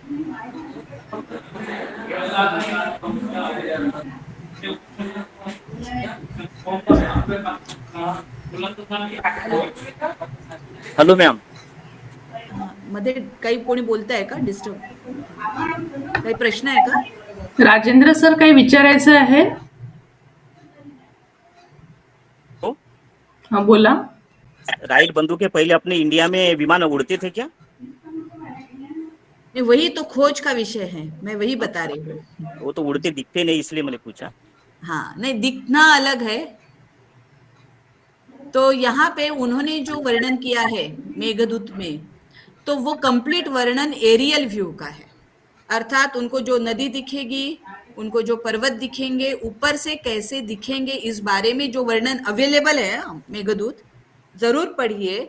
और हम अगर ट्रेकिंग करते किसी पर्वत पर तो हमें कैसा व्यू दिखेगा, और हम एरियल व्यू देखेंगे तो कैसा दिखेगा, इसमें फर्क है। कालिदास के मेघदूत में दिया हुआ कंप्लीट वर्णन एरियल व्यू से है, क्योंकि मेघ देख रहा है ना, ऊपर से वो जाएगा। तो इस प्रकार से यहाँ पे विमान शास्त्र का जो वर्णन है वो हमें मिल सकता है। सौदामिनी तंत्र एक ग्रंथ है भारद्वाज ऋषि का, उसमें इलेक्ट्रिसिटी के टाइप्स बताए हैं। तो इलेक्ट्रिसिटी को उन्होंने कही तड़ित, सौदामिनी, शतकोटि, यानी स्टोरेज बैटरी को भी उन्होंने बताया हुआ है, उसके रेफरेंसेस भी दिए हैं। अभी कुछ हम ज्यादा न बोलते हुए कुछ पिक्चर ही देखते हैं। स्थापत्य कला जिसे कहते हैं, सिविल इंजीनियरिंग, वहां पे क्रेन थे क्या, क्रेन बनाए थे क्या, ये कोई प्रश्न नहीं, पर एक सिंगल पत्थर से भी इतना सब कैसे बनाया गया होगा, कार्विंग, उसका मेजरमेंट, आज भी हम इतने स्ट्रक्चर बनाने के लिए क्या यूज करते, क्या मशीनरीज यूज होती है, हम जानते हैं। कुछ भी ना होते हुए इस प्रकार का और इतने कालों से जैसे के वैसे रहने वाले मंदिर कैसे बनाए होंगे, इसका चिंतन करना आवश्यक है।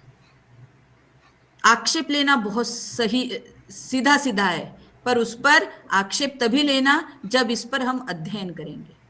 पिलर्स की रचना देखिए, सिमेट्री देखिए कैसे किया होगा, इसीलिए सिर्फ चित्र ही दिखा रही हूं, कैसा ये कार्विंग होगा और पिलर्स का किस प्रकार से स्ट्रक्चर किया होगा। आज भी इतना बारीक कार्विंग हम कर सकते हैं क्या, ये प्रश्न भी खुद को करना है। ये एक पिलर का मैं आपको दिखाती हूँ, ये पांड्या डायनेस्टी में 70 सी का कंस्ट्रक्शन है। A cluster of 48 pillars were carved from a single stone and they surrounded a central pillar. ये अवेलेबल है, जाके प्रत्यक्ष देख सकते हैं। 161 pillars in total that make the musical sound. Surrounding pillars vibrate when one of them is tapped. ये क्या विज्ञान होगा। नगर रचना, स्मार्ट सिटी प्लानिंग हम करते हैं, सिस्टमैटिक सिटी प्लानिंग वहां पे हमें दृष्टिगोचर होता है। Irrigation and water management, step wells, किस प्रकार से आज हम इस पर काम कर रहे हैं लोग, पर तब का ये कंस्ट्रक्शन किसकी दिमाग की उपज होगी, ये भी जानिए। वास्तुशास्त्र, कुछ कुछ छोड़ते जाएंगे। भूगोल, पृथ्वी गोल है, ये किसने बताया, जानते हैं आप?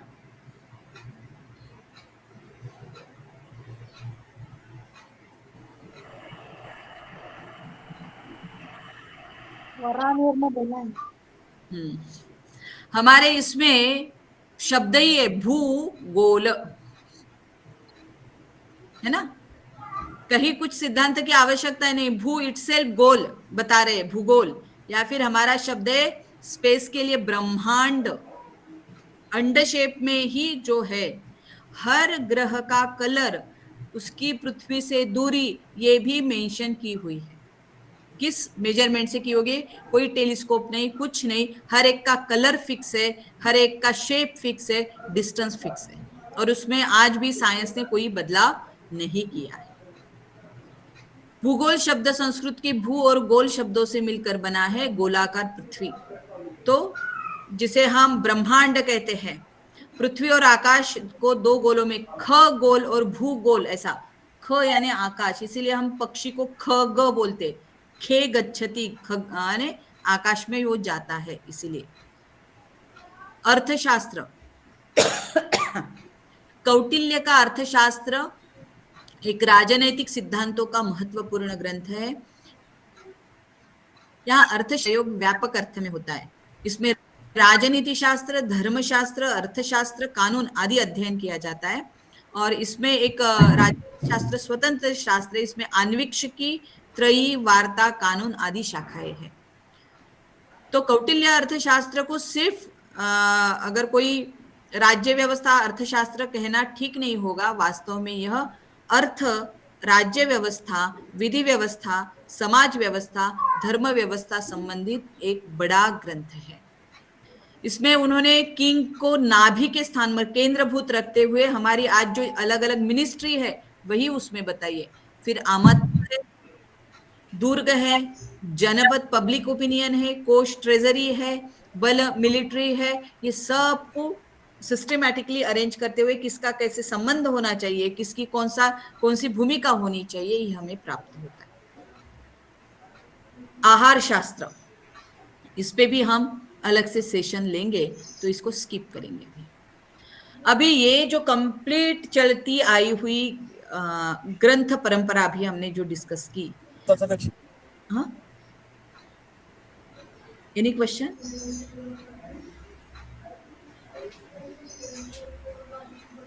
एनईपी के पार्श्वभूमि में हम आईकेएस को अगर देखते हैं, तो यह जो भारतीय ज्ञान परंपरा है, अनेक ग्रंथ आज सामने आए हैं और अनेक ग्रंथ सामने आने के हैं। इसमें से कितने ग्रंथ भारत के बाहर है जो हम अभी जानते भी नहीं। तो आज अगर रिसर्च के एरिया में क्वालिटी रिसर्च की तरफ अगर आप जाना चाहते हैं, तो मैनस्क्रिप्ट रिलेटेड रिसर्च को बढ़ावा देना आवश्यक हो गया।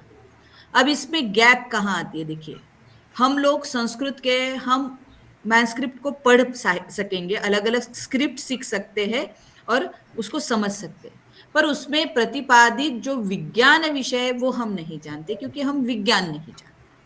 तो भाषा वाले भाषा का ज्ञान प्राप्त किए हुए, विज्ञान वाले विज्ञान का, विज्ञान वाले संस्कृत को नहीं जान रहे और संस्कृत वाले विज्ञान को नहीं जान रहे। अभी आवश्यकता है हमें एक ब्रिज प्रस्थापित होने के लिए। अगर हम ब्रिज बनाते हैं और इस प्रकार से मैनस्क्रिप्ट रिलेटेड रिसर्च करते हैं, निश्चित ही अनेक शास्त्रों को हम प्रकाश में ला सकेंगे। ये आज की आवश्यकता है। इसके लिए भारत सरकार ने आईकेएस डिवीजन की स्थापना की है। मिनिस्ट्री ऑफ एजुकेशन के अंतर्गत यह आईकेएस डिवीजन तैयार किया गया है। इसके नेशनल कोऑर्डिनेटर घंटी मूर्ति सर है, और ये आईकेएस डिवीजन आपको आईकेएस सेंटर के लिए फंडिंग देता है, इंडिविजुअल रिसर्च प्रोजेक्ट के लिए फंडिंग देता है, स्टूडेंट को इंटर्नशिप के लिए फंडिंग देता है। बहुत सारे इसमें विषय अंतर्भूत होते हैं, और अभी रिसेंटली इसका एडवर्टाइजमेंट भी आया है। रिसर्च प्रोजेक्ट वो कॉल कर रहे हैं रिसर्च सेंटर के लिए। आप आईकेएस डिवीजन के वेबसाइट पर जाके जरूर इसको देखिए। हमारी यूनिवर्सिटी को आईकेएस सेंटर प्राप्त है, और इसके अंतर्गत हमने एक मेजर प्रोजेक्ट कंप्लीट करके सबमिट भी किया है। हमने डिस्क्रिप्टिव कैटलॉग ऑफ न्याय वैशेषिक सांख्य पूर्व मीमांसा, ऐसा कैटलॉगिंग किया है मैनस्क्रिप्ट का, और 8 वॉल्यूम्स में उसको प्रकाशित किया है। ये आईकेएस डिवीजन है, और आईकेएस हमें भारतीय दृष्टि प्रदान करता है। अभी क्वेश्चन ये है, India has the knowledge but is India conscious of this knowledge? हमारे पास बहुत कुछ है, पर क्या हम जानते हैं एक्चुअल हमारे पास क्या है? इसीलिए ये जो नॉलेज की जर्नी है, ज्ञान अंदर से बाहर अभिव्यक्त होता है। Not from without but from within. Vivekananda ji ने लिखा है, मनुष्य की अंतर्निहित पूर्णता की अभिव्यक्ति विद्या है। इसलिए ज्ञान अंदर से बाहर निकलना यह शिक्षा की प्रक्रिया है। हम गलत करते हैं, हम बच्चों में बाहर का ज्ञान ठूस ठूस कर भरते और वो ज्ञानी हो ऐसा चाहते, ये नहीं। उसके इनर स्किल को हमें बाहर लाना है। यही राष्ट्रीय शिक्षा नीति का मूल उद्देश्य है। तो हम जो फैकल्टी डेवलपमेंट प्रोग्राम करते हैं, तो ये फैकल्टी का अर्थ क्या हो सकता है, बताइए बरा। आपकी दृष्टि से फैकल्टी के अर्थ हम किसमें, एफडी करते हैं ना हम, टीचर्स, और One who shares the knowledge. विद्याशाखा, हाँ, विद्याशाखा, विद्याशाखा, संकाय, हाँ, टीचर्स, अजून हाँ, अलग अलग फैकल्टीज जैसे आर्ट्स स्ट्रीम, साइंस। यस, अलग अलग फैकल्टीज होती है ना, फैकल्टी के डीन होते हैं हमारे, है ना। One who shares the knowledge. हाँ, one who share the knowledge, अर्थात हमारे सभी, हाँ? अनुषद। अब देखिए फैकल्टी का अर्थ, फैकल्टी बाय निवेदिता। निवेदिता जी ने क्या लिखा है, ग्रहण क्षमता के विकास को हमें सर्वाधिक महत्व देना है। The most important thing is to develop faculty, है ना, एफडीपी करते हम। तो फैकल्टी का प्रयोग शिक्षक के रूप में नहीं किया है उन्होंने। फैकल्टी का अर्थ सहजता से कार्य करने की क्षमता, द एबिलिटी। गूगल पे सर्च कीजिए फैकल्टी अर्थ, तो आपको मिल जाएगा। जब किसी भी कार्य में सहजता आती है तब उसे नैपुण्य कहते हैं। When one becomes effortless in anything, then expertise is achieved. इसीलिए उसे फैकल्टी कहा जाता है, डेवलप करते हैं हम। देखिए, हाँ मैडम। पुराने इसमें आपकी माता जी, आपकी नानी जी जब खाना बनाती थी, तो आपके घर में टेबल स्पून, टी स्पून, ऐसे कोई शब्द आपने सुने भी नहीं होंगे, ना वैसे कोई चीजें देखी होगी। वो हाथ से नमक लेती थी, सब्जी में डालते थे, कभी कम या ज्यादा नहीं पड़ता था। कल या तो परसों के पर आज आपकी बेटी वीडियो देखकर सभी मेजरमेंट्स उससे काउंट करके बनाती है। उसका टेस्ट और आपके माँ ने बनाए हुए पदार्थ का टेस्ट, इसमें जमीन आसमान का फर्क था, क्योंकि माँ ने नैपुण्य प्राप्त किया था, इसलिए एफर्टलेस था उनका। और अभी ये फैकल्टी डेवलप होने की है हमारी बेटियों की, वो मतलब 2 कितनी भी प्रयास कर रहे हैं पर वहां तो पहुंचने में 9000 समय है। आपने पहली बार जब कक्षा ली तो बहुत विथ प्रिपरेशन ली, जब आप रेगुलर टीचिंग में आ गए तब आपका ये टीचिंग एफर्टलेस हो गया, क्योंकि आपने नैपुण्य प्राप्त किया था। इसलिए faculty, cultivating power of faculty, ज्ञान शक्ति का जागरण, FIP जो हुआ, ज्ञान शक्ति का विकास, developing power of knowledge realisation. No other verb is suitable to be associate with knowledge. और इसीलिए जो मैंने 4 स्टेटमेंट किए थे, ज्ञान निर्माण नहीं किया जा सकता, उसकी रचना संभव नहीं, उसका प्रदान नहीं और उसे प्राप्त नहीं किया जा सकता। ज्ञान का मात्र साक्षात्कार संभव है और वो अनुभूति पर ही है। जब हम टीचर कह रहे, टीचिंग इज नॉट शिक्षा, टीच करते, उपदेश देते हैं, तो आप उपदेश सिर्फ नहीं दे रहे ना। There is no possibility of teaching, only learning is possible. Learning is the capacity of faculty, that is why the faculties have to be developed. ये उसका अर्थ है। तो राष्ट्रीय शिक्षा नीति का जो मूल उद्देश्य है, लक्ष्य है, वो है प्रत्येक विद्यार्थी को ज्ञान केंद्रित, भारतीय मूल्यों से विकसित, गुणवत्तापूर्ण उच्चतर शिक्षा उपलब्ध करवाना। और ये ट्रांसफर कौन करेंगे, हम ही करेंगे। यहाँ पे उपस्थित सभी शिक्षकगण ये काम कर सकता है, अपनी क्लास में आए हुए हर छात्र को ज्ञान परिपूर्ण, गुणवत्ता परिपूर्ण और मूल्यों से विकसित उच्च शिक्षा प्रदान करना। यह भारत को वैश्विक ज्ञान की महाशक्ति बनाकर एक जीवंत और न्याय संगत समाज में बदलने के लिए प्रत्यक्ष रूप सहयोग करेगी। हमारे क्लास में बैठे हुए 60 बच्चों को एक, जी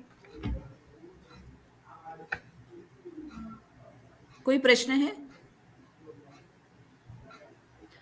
तो हमें जीवंत और न्याय संगत समाज की अगर निर्मित करनी है तो छात्रों के को वैसा शिक्षण प्रदान करना।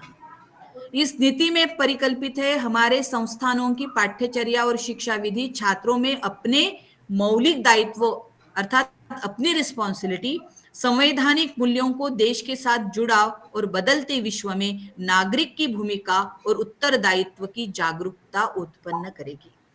राष्ट्रीय शिक्षा नीति भारतीय ज्ञान परंपराओं को संपोषित विकास कर संबल प्रदान करते हुए भारत केंद्रित समाज पोषित होकर भारत को परम वैभव राष्ट्र तथा जगत गुरु बनाने में महती भूमिका का निर्वहन करेगी। और इसके लिए अगर कोई मेन भूमिका में है वो है हम सब। हमें कुलगुरु सिस्टम से फिर से गुरुकुल सिस्टम में जाना होगा। गुरुकुल सिस्टम में जाने के लिए पहले हमें अपने आप को गुरु बनाना होगा, तभी हम शिष्य निर्माण कर सकते हैं। और एक अच्छा छात्र जब निर्माण करते हैं वो एक कुटुंब को करेगा, समाज को करेगा, पर्याय से देश को बदलने का सामर्थ्य उसमें आएगा। इसीलिए हमें असत से निकलकर सत की ओर जाना है, अज्ञान के अंधकार से निकलकर ज्ञान की ज्योति की तरफ प्रवास करना है, अशाश्वत तत्वों को छोड़कर शाश्वत तत्व की ओर। अमृतम गमय। ओम शांति ही शांति ही शांति ही। यहाँ पे यह विषय समाप्त किया। 15 मिनट हमारे डिस्कशन के लिए है। आप सभी को धन्यवाद। Hello madam. Hello. Very nice presentation madam. मेरा एक क्वेश्चन है मैडम कि हम ये सारा ज्ञान जो है हमने पढ़ा कि संस्कृत में है, तो क्या हम इसको यानी ये स्टूडेंट के लिए कैसे उपलब्ध किया जा सकता है? अभी मैडम इन सभी पर कार्य चल रहा है। भाषा समिति के द्वारा शासन ने इसको आगे लिया है और ये सभी ट्रांसलेशन वर्क चल रहा है उन्होंने प्रादेशिक भाषाओं में इसे लाने के लिए। तो हमारे पास उतने हैंड्स आवश्यक है जो इसको प्रामाणिक रूप से ट्रांसलेट करे। अच्छा, तो ये काम और इसमें एक प्रॉब्लम भी तो हो सकता है ना मैडम कि अगर हम ये अपने पुराने ज्ञान को नया करने के चक्कर में रह गए और हम दुनिया की नजरों में जो नया ज्ञान है उससे में कहीं पीछे ना हट जाए। ऐसा चल रहा है एक्चुअली। अभी हमें वही है, हमारे पास जो है उसे ओरिजिनल फॉर्म में जानना, तब हम कॉन्फिडेंटली बता सकते हैं। हम सेकेंडरी सोर्सेज से जान रहे हैं ना, इसमें प्रॉब्लम हो रहा है। जी मैडम, मेरा भी वही कहना था कि अगर हम ओरिजिनल फॉर्म में इस ज्ञान को लेते तो हमारी प्राचीन परंपराएं जो भारतीय परंपराएं है वो बहुत ही अच्छी है और बहुत सारा ज्ञान है, लेकिन हमारे स्टूडेंट तक वो पहुंचाना हमारे लिए बहुत ही इम्पॉसिबल सा है। तो वो जो ब्रिज की बात आपने की है तो वो ब्रिज बहुत जल्दी होना चाहिए। बिल्कुल बिल्कुल, ये प्लेटफॉर्म है जिसमें हम ऐसा आह्वान कर सकते हैं। अभी इंजीनियरिंग से लेकर सभी विद्या शाखाओं में आईकेएस पेपर कंपलसरी। तो हम लोगों ने क्या सोचा, आईकेएस कंपलसरी है, 2 क्रेडिट का है, कोई तो एक करिकुलम बनाना है और निपटा लेना है। ऐसा ना करते हुए इंजीनियरिंग वालों ने वैदिक मैथमेटिक्स वगैरह ऐसे विषय को लेकर अपने छात्रों तक पहुंचाना, उसके लिए परिश्रम जरूर है पर ये हो सकता है। तो उसको हम पॉजिटिवली लेंगे तो बहुत अच्छा होगा। जी मैम, थँक यू मॅम। आणखी कोणाला काही प्रश्न विचारायचे असेल विचारू शकता। वेद प्रकाश सर, आपने हैंड रेज किया है। नमस्ते मैडम। नमस्ते। जैसे आपके प्रस्तुति से हम परिचित हो रहे कि अलग अलग विषयों के संदर्भ में संपदा से समृद्ध हमारा भारत है। तो जब विशेष रूप से संविधान का निर्माण हो रहा था तो क्या विधि के संदर्भ में या कानून, जैसे आपने अर्थशास्त्र का जिक्र किया, तो वो ड्राफ्टिंग में क्या उसकी उपयोगिता रही या उसका समावेश हुआ था? संविधान का जब निर्माण हो रहा था तब डॉक्टर बाबा साहेब आम्बेडकर का ही आग्रह था कि हमारी राष्ट्रभाषा संस्कृत हो, उस बारे में उनका स्टेटमेंट भी प्रकाशित है। तो संस्कृत भाषा अगर हमारी राष्ट्रभाषा तब होती तो शायद आज का नजरिया अलग होता। हम शास्त्रों तक जाते और बाबा साहेब आम्बेडकर ने सभी शास्त्रों को मूल रूप से पढ़ा था, इसीलिए उनकी जो श्रद्धा थी संस्कृत के प्रति वो संविधान में पूर्ण रूप से प्रतिबिंबित है। संविधान के हर इसमें अभी एक एक शब्द को अब जब जानते हैं, अभी हिंदू ऐसा जो शब्द है तो आर्टिकल 25 में उन्होंने क्लियर लिखा है, हिंदू में बौद्ध, जैन, सिख सभी आते हैं। पर आज हमने धर्म के नाम पर हिंदू धर्म यानी एक विशिष्ट वर्ग है, ऐसा नहीं है। हमारे दो ही लॉ है, मुस्लिम लॉ और हिंदू लॉ। तो हिंदू लॉ में ये सब कुछ आया। तो शास्त्र का पूर्ण ज्ञान जो अंबेडकर जी के पास था, बाबा साहेब ने उसे पूर्ण रूप से संविधान में लिया हुआ है, प्रतिबिंब उसका हमें मिलता है। धन्यवाद madam. Girish Gavai sir. Madam मला हे विचारायचं होतं, मैं अच्छा हिंदी में बात करूं। मुझे ये पूछना था मैडम कि जैसे आपकी स्लाइड में लिखा था कि ज्ञान प्रदान नहीं किया जा सकता, ज्ञान प्राप्त नहीं किया जा सकता, तो मुझे थोड़ा इसमें ये पूछना था कि भगवान बुद्ध ने ज्ञान की प्राप्ति की थी और गीता में भी लिखा है कि श्री कृष्ण भगवान ने अर्जुन को ज्ञान प्रदान किया था, तो उसमें थोड़ा सा उलझन है मैडम, उसमें बात। जी जी, ये क्रियापदों की उलझन है। ज्ञान कब होगा? जब आप उसे अनुभव से ग्रहण करेंगे। जब तक हम सिर्फ सुनते हैं, समझ रहे, अनुभव 5 सेंसेस पर डिपेंड है, जिसे हम अंतर आत्मा तक के ले जाते हैं। आंखों से देखना, मन से उसका संकल्प विकल्प करना, बुद्धि ने उसका ग्रहण करना और उसके बाद वो संस्कार रूप में शेष होना। देखिए, आप फर्स्ट टाइम साइकिलिंग सीखे होंगे, तो आपने साइकिल सीखते समय आपके पिताजी बोल रहे बैलेंसिंग करो, साइकिल बीच में ऐसा न्यूट्रल रहना चाहिए, फिर भी हम नहीं कर पा रहे थे, गिर रहे थे। धीरे धीरे वो प्रैक्टिस बढ़ती गई, पर एक दिन ऐसा आया कि आप वो सब कुछ अचीव कर गए, बैलेंसिंग भी आ गया, पैडलिंग भी आ गया, ब्रेक लगाना भी। ये ज्ञान हुआ। जब तक वो सिखा रहे थे, आप बोल रहे क्या साइकिल का ज्ञान दे रहे हैं, मैं ज्ञान ले रहा हूं।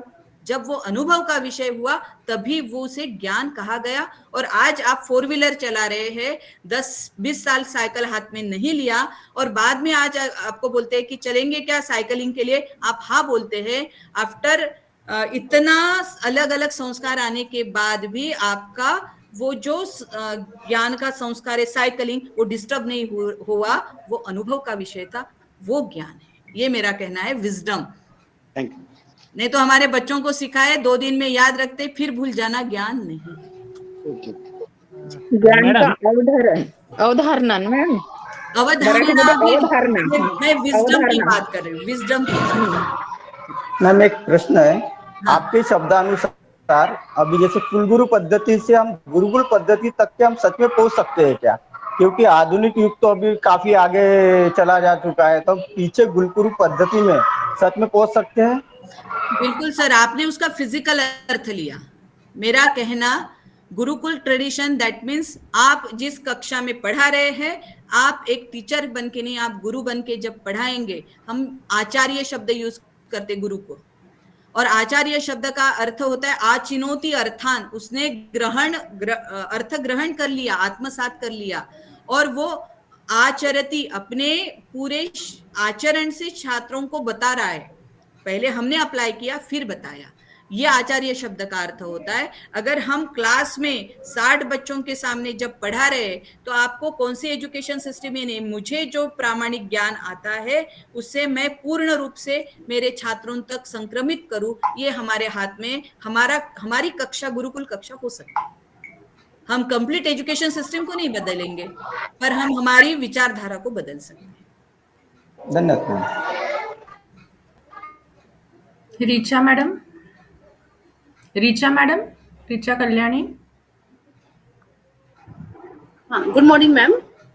गुड मॉर्निंग मैम, आपका प्रेजेंटेशन वाकई में बहुत ही इंफॉर्मेटिव था, बहुत अच्छा था। मेरा एक क्वेश्चन है कि जैसे अपना IKS है, वो बहुत ही रिच है नॉलेज में, या प्रॉस्पेरिटी बहुत ज्यादा रिच है in all the field, like in आप डॉक्टरी फील्ड में बोल दीजिए, एस्ट्रोनॉमी में बोल दीजिए, या इंजीनियरिंग फील्ड में, सभी फील्ड्स में बहुत ज्यादा है। बट मैम, क्या जिस फॉर्म में तब नॉलेज गेन किया गया था, या फिर गुरुकुल में शिक्षा दी गई, जैसे अभी सर ने पूछा, थोड़ा मेरा उसी से रिलेटेड क्वेश्चन है, उसी फॉर्म में आज हम बच्चों को दे सकते हैं क्या? या फिर दूसरा ये है कि कॉलेज में 1-2 क्रेडिट का एक सब्जेक्ट देकर या ये करके हम इतना सारा रिच नॉलेज को अभी स्टूडेंट तक पास कर सकते हैं क्या? उसी फॉर्म में, क्योंकि अभी जितना टेक्निकल ये आ गए हैं, बच्चे बहुत आगे निकल गए हैं, शुरू से जैसे उनकी आदत बन गई है, हम लोगों की टीचिंग की जो आदत बन गई, that is far different from the previous knowledge system. So how can we impart the same education system now? And अभी बिल्कुल मैडम, एक बड़ी आग लगाने के लिए चिंगारी भी काफी है, अच्छा, पर वो अंदर से लगनी चाहिए। ये लगाने का काम अगर हम प्रॉपर करते हैं, भैया हमारे वो बच्चों को जो इंटर्नशिप भी फरका दिया ने है। क्या आप पहले अगर बार पीजी में में कुछ सिखाते गड़बड़ होंगे हुई थी, तो उनको हम फर्स्ट सेमेस्टर में गोले से ही मेथोडोलॉजी स्टूडेंट इंट्रोड्यूस को किए, बोल थे। सेकंड में इंटर्नशिप, फिर रिसर्च प्रोजेक्ट, मैम फिर वैसा आपको नहीं अभी डिसर्टेशन। नहीं लगता हुआ होगा ये ना, क्योंकि स्कूल अभी लाइफ से लीडरशिप में स्टार्ट हो इनटेक जाना चाहिए? लेके अगर हमें वाकई में इसका यूज करना है, ऑल ऑफ अ सडन हम लोग सोच रहे हैं कि नहीं, हमारा जो हाँ, क्योंकि लास्ट टाइम वो भलती से आईपीएस गोले के था, चला गया था ना, एंशियंट सिस्टम जो नॉलेज का था, दैट वाज वेरी वो नहीं कि रिच अपन एंड उनको चेक से नॉलेजेबल, पेमेंट तो करने उसको वाले स्कूल हैं। लेवल से ही स्टार्ट करना चाहिए। ऑल ऑफ अ सडन हाँ, और कॉलेज वो में बच्चों को दे रहे हैं लीडरशिप डेवलपमेंट नहीं अदर सब सब्जेक्ट्स के बिल्कुल साथ, बिल्कुल हाँ, हाउ मैडम, मच ये सीरियस दे विल बी। हाँ, ये पूरा अभी विचार अभी इस एनएलपी लीडरशिप में में किया गया जैसे है। पेमेंट हुआ सिर्फ ना, जब शुरू बेसिक करते हैं साइंस और तो लीडरशिप, पहले बड़े वो जो बच्चों गड़बड़ के लिए हुई वो पहले पहले पीजी को लगा, एसआईपी का फिर था। यूजी को लगा, ओके, और अभी नीचे जो से गड़बड़ स्कूल हुई थी ना एजुकेशन वो में शुरू हुआ। 12th अभी एसआईपी का था। एनसीईआरटी की 6 स्टैंडर्ड की नहीं, सीबीएसई मैंने की जो उनको बुक मैसेज है किया है, उसमें अभी उनका शून्य कुछ अभी जो अवधारणा स्ट्राइक हुआ लेसन लास्ट टाइम इंट्रोड्यूस हो उनमें गए, गलती हुई। ओके, समझ रहे? हाँ, तो और वो अभी वाला चेक यहाँ अपन से, कब क्योंकि देंगे उनको? छोटे बच्चों से ऊपर तक वो वो लेके जो जाएंगे, अपन चेक के थ्रू इस पेमेंट प्रवाह करने के वाले लिए थे वो समय उनको? लगेगा, पर प्रवाह का दिशा दिग्दर्शन हो चुका है, और उस पर बड़े पैमाने हाँ, पे हाँ, अभी वही वाला। एनसीईआरटी में इतने काम चालू है, वो भी उनको गया क्योंकि होगा? अभी आईकेएस बेस्ड सभी अच्छा, कोर्सेज फॉर्म ठीक करना, है ना। वो कुछ वास्को डी रिटर्न गामा आने को वाला निकल था के और फिर कुछ भारत का, टॉपिक करना था, ये ऐसा कुछ उन्हें एस्टेब्लिश करने में समय लग करवा रहा दिया है। था। पर ठीक है, मैं एक बार हम बात सभी कर लोग लेती उसमें हूँ। अगर जुड़कर काम करते हाँ, तो स्कूल लेवल से लेकर पीजी और रिसर्च तक के ये सब बदलाव आ रहे हैं। ठीक है ना। और वो सिर्फ इसका दिव्या रिजल्ट आने मैडम में को समय कुछ लगेगा। पेमेंट नहीं है अभी जो अभी पेमेंट आपके हुए हैं ना छात्रों को लीडरशिप इंटर्नशिप के वाले, लिए अगर आप वो किसी प्रोत्साहित किसी करते को हैं, हुए हैं, मैडम ऑलमोस्ट को वो नहीं रिफ्लेक्ट हो 35 रहा के है पर मंथ 90,000 का। बच्चों तो को मैं उनको बोला इंटर्नशिप के कि लिए 1-2 दिन और वेट करिए। पेमेंट ये कर रहे, स्टाइफंड दे रहे आईकेएस डिवीजन, पर नहीं, उसमें आईकेएस नहीं ना, क्योंकि रिलेटेड वो रिसर्च के लिए लीडरशिप नहीं बढ़ावा थे। दे रहे। अच्छा, अच्छा, वो बिल्कुल, मुझे उनको भी यही एनईपी में लगता है ही कि बड़ा वाला आईकेएस दिखेगा, में दिव्या लग गया। पढ़ाने से ज्यादा यस, रिसर्च यस, होना यस। चाहिए, कि उसको बेस यस, लेते यस, हुए यस। कैसे, ओके, क्योंकि okay. Yes, no doubt yes. उससे आगे हम लोग बहुत निकल चुके हैं, जो भी बिल्कुल उसमें पढ़ा था उससे आगे। अभी उस चीज का रिसर्च करते हुए, कुछ न्यू इन्वेंशन या इनोवेशन करते हुए हम लोग उसको बेस मान के आगे कर सकते हैं, वो चीज जरूर। अगर और साथ में मैम, जैसे जितने भी टीचर्स हैं उनको भी प्रॉपरली इंफॉर्मेशन जरूरी है, क्योंकि हमारे जैसे 60-40-80 टीचर्स से काम नहीं चलेगा जिनको पता हो उसके बारे में। बाकी सभी टीचर्स को उसकी इंफॉर्मेशन होना जरूरी है मैम। वो भी कंपलसरी करना चाहिए टीचर्स के लिए, कैसे कोर्सेज। देखिए ना, अभी आपके जितने एजुकेशन इंस्टीट्यूट है सबको मालवीय मिशन के द्वारा एनईपी सेंसिटाइजेशन प्रोग्राम कंपलसरी हो गया। IKS related refresher course launch हो रहे हैं, ये भी उसका एक बदलाव का ही ये है ना स्टेप। तो ये सब आएगा समय लगेगा थोड़ा, पर जरूर होगा। जी ma'am, very nice information. Thank you. Credit पण वाढवलं पाहिजे मॅडम. क्रेडिट आता हाच आपला काय व्यवहाराचा प्रश्न असतो की 2 क्रेडिट साठी आहे की 4 की 20. आता मास्टर डिग्रीज आयकेएस मध्ये सुरू झाली आहे ना अनेक ठिकाणी. पोस्ट ग्रॅज्युएशन आयकेएस मध्ये झालेलं आहे, त्यामुळे काय 80 क्रेडिट पण आले. पण करणाऱ्याची इच्छा असेल तर तो 2 साठी आणि 80 साठी सोबतच करेल. ठीक आहे. अगस्ती मॅडम नमस्कार. नमस्कार सर. नीरज बोधे. अरे वा, नमस्ते सर. नमस्ते. बघून आनंद झाला मॅडम. Thank you sir. आपण बॅचमेट होतो Presentation केलं. याच हो. नागपूर युनिव्हर्सिटीच्या मालवीय मिशन मध्ये. Yes yes yes. नमस्कार मॅडम. खूप छान सेशन झालं मॅडम. आवडलं व्हेरी नाईस. प्रेझेंटेशन. हो, हो. Thank you madam.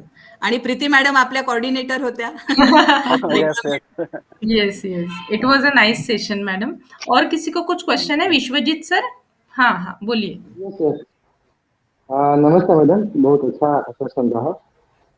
मेरा कोई प्रश्न नहीं है, लेकिन जो वास्को द गामा की बात हुई थी कि उन्होंने भारत की खोज की, तो मैडम मेरे को जहाँ तक ज्ञान है, मेरा ज्ञान है जहाँ तक, तो वास्को डी गामा ने मैडम 1498 में भारत आने का नया जलमार्ग सोचा था, और उससे पहले 1453 में जो कॉन्स्टेंटिनोपल बंदर था, वहां से क्योंकि जल स्थल मार्ग ऑलरेडी था भारत का, लेकिन तुर्क मुस्लिमों ने वो 1453 में वो बंदर जीत लिया और वहां से आने का मार्ग है बंद हो गया था। तो इसलिए यूरोपियन कंट्रीज को भारत तक आने का नया रास्ता ढूंढने की जरूरत थी और उसके बाद कई प्रयास हुए, जैसे कि क्रिस्टोफर कोलंबस, और बाद में वास्को डी गामा को उसमें सफलता मिली और वो केप ऑफ गुड होप होके एक भारतीय की मदद से यहाँ तक पहुंच सका। तो बस ये बात थी मेरी। बिल्कुल बिल्कुल, ये इतिहास वही बताया है। पर हमारा, मैंने जनरल प्रश्न आपको वही किया कि स्कूल में जो क्वेश्चन आता है फिफ्थ सिक्स स्टैंडर्ड में, हम लोगों ने भी वही लिखा है, भारत की खोज किसने की, तो हमारा आंसर वही था, वास्को दी गामा ने।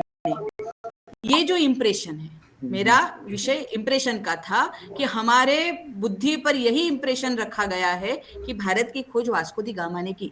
ये सब कुछ है कि उसने जलमार्ग को खोजा, वो कब आया, कैसे, उसमें क्या हुआ, ये सब आपके फिफ्थ स्टैंडर्ड के हिस्ट्री की किताब के पहले पन्ने पे यही लिखा हुआ है। मैडम, अभी मैं कॉलेज में अध्यापक हूँ, लेकिन इससे पहले मैं प्राइमरी टीचर भी था, तो मैं वर्षों से पढ़ा रहा हूँ। तो मैं जब भी पढ़ाता था, मेरे बच्चों को, छोटे हो या अभी बड़े बच्चे हो, तो मैं उसको यही बताता हूँ जो मैंने अभी बताया कि वास्को डी गामा ने भारत की खोज नहीं की थी। भारत की खोज तो कोई शब्द ही नहीं है, वो उसने भारत तक आने का नया जलमार्ग सोचा था। उससे पहले भी वो भी जल मार्ग मैडम, क्योंकि जल स्थल मार्ग पहले से था, जो आप यहाँ से एशिया से तुर्की से होके, कॉन्स्टेंटिनोपल से होके, भारत, अफगानिस्तान से, पाकिस्तान से होके भारत में आता था, लेकिन वो मार्ग बंद हो गया था, इसलिए उन्होंने इन लोग को नया मार्ग सोचने की जरूरत पड़ी। यही मैंने जो कहा कि हम हमारे क्लास में गुरु हो सकते हैं, गुरुकुल पद्धति ला सकते, जो आप टेक्स्ट में लिखा है उसका हिडन जो मीनिंग है आपके छात्रों तक पहुंचा रहे। तो विश्वजीत सर जो कार्य कर रहे कक्षा में, इससे हम विश्व को जीत सकते हैं, यही मेरा कहना है। Thank you madam. Very very nice, thank you Vishwajeet sir for sharing, thank you. Patle sir. Madam hello. हाँ, नमस्ते ma'am, thank you very much madam, बहुत अच्छा आपका सेशन, बहुत अच्छा लगा। मैडम मेरा एक प्रश्न ये है कि जैसे कि इंग्लिश के अभी जैसे कि प्राध्यापक ऊपर है, तो उसको आईकेएस हम लोगों को किस तरीके से बच्चों को इम्प्लीमेंट करना चाहिए या उनको किस तरीके से बताना चाहिए, क्योंकि इंग्लिश एक खुद एक यूरोपियन लैंग्वेज है और हम लोग आईकेएस में भारतीय ज्ञान परंपरा को हम लोग बता रहे हैं, तो उसको मैडम किस तरीके से बताया जाए ताकि उनको जो है भारतीय ज्ञान परंपरा में उनको उनकी रुचि बढ़े, उनका इंटरेस्ट है। सर, आप अगर कोई टेक्स्ट बुक तैयार करने के कमेटी में वगैरह काम करते हैं, तो हम मैक्सिमम जो भी ड्रामा इंट्रोड्यूस कर रहे हैं, नॉवेल इंट्रोड्यूस कर रहे हैं, वो फॉरेन राइटर का ही कर रहे हैं। तो क्या आप इस प्रकार का भारतीय जो नॉलेज रिलेटेड बुक्स है, जिसका अंग्रेजी में प्रॉपर ट्रांसलेशन करके उसे इंग्लिश लैंग्वेज को पढ़ाने के दृष्टि से यूज कर सकते हैं, यानी मेन कंटेंट रहेगा इंडियन, लैंग्वेज रहेगी इंग्लिश, ये समन्वय अगर आप करते हैं, हमने हमारी यूनिवर्सिटी में इंग्लिश की किताब ऐसी ही तैयार की है, आप वही पढ़ाएंगे, अंग्रेजी ग्रामर ही पढ़ाएंगे, पर जो मेन कंटेंट है, टेक्स्ट जो है, उसका आशय भारतीय हो। फिर कौटिल्य अर्थशास्त्र का कोई एक आधा चैप्टर हो जिसे आप ले सकते हो। आप जो हिस्ट्री रिलेटेड बहुत सारी कथाएं मिलती है हमारे पास, शाकुंतलम हो या कुछ ड्रामा के फॉर्म में, उसे ट्रांसलेशन के थ्रू अगर पढ़ाते आप जूलियट को ही पढ़ाते रहेंगे तो बच्चे उसी में, आप शेक्सपियर पढ़ाएंगे, आप कालिदास पढ़ाइए ना, अंग्रेजी में पढ़ाइए। तो आपको टेक्स्ट तैयार करने पड़ेंगे जो यूरोपियन लैंग्वेज में हो पर कंटेंट इंडियन हो, ये आप तय कीजिए। बेसिकली हम लोगों को बिल्कुल उल्टा, मैकाले ने जो पॉलिसी अपनाया था उसका उल्टा करना चाहिए। जी जी बिल्कुल, हाँ, लैंग्वेज सीखे लेकिन वो अंदर से भारतीय बोल के हो। ये आवश्यक है, ये नजरिया से बदलना है, बहुत कुछ नहीं करना है।